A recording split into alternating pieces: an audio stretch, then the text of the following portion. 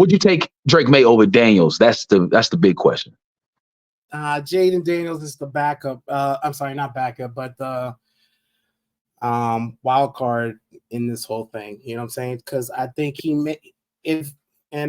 we'll talk about this next week because that'll be one of my topics is do these quarterbacks have to attend the combine? And we'll talk about that next week. We can put that on the roster for next week. But if I think Jayden Daniels, so let's put this out there. If Jayden Daniels goes to the combine and has Lamar Jackson type numbers like we think and know he can, and Caleb Williams thinks he's just perfect at number one, I think Jayden Daniels may have a chance to jump to number one. That's the wild card that I feel. I really feel that. I really feel it in my bones. Jayden Daniels has a chance to be number one if he shows the hell out in the combine, and I have a feeling that might happen. And Jayden Daniels is nice. I like every throw he throws.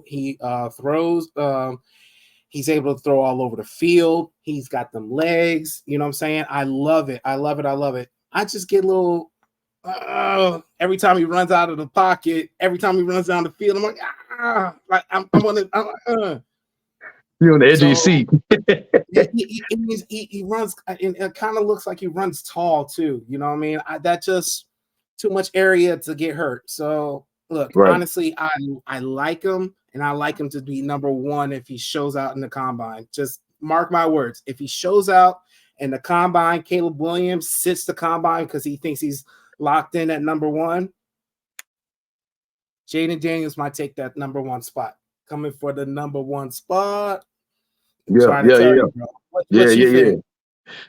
Bro, I'm gonna be honest with you. All right, and this is my take on it when it comes to Jayden Daniels. Well, what he does, he has a higher ceiling than Drake May. Drake May seemed like the perfect pick and the safest pick, longevity wise. But when it comes to Jayden Daniels, when we're at number two, I got a big feeling that we're not gonna pick Drake May.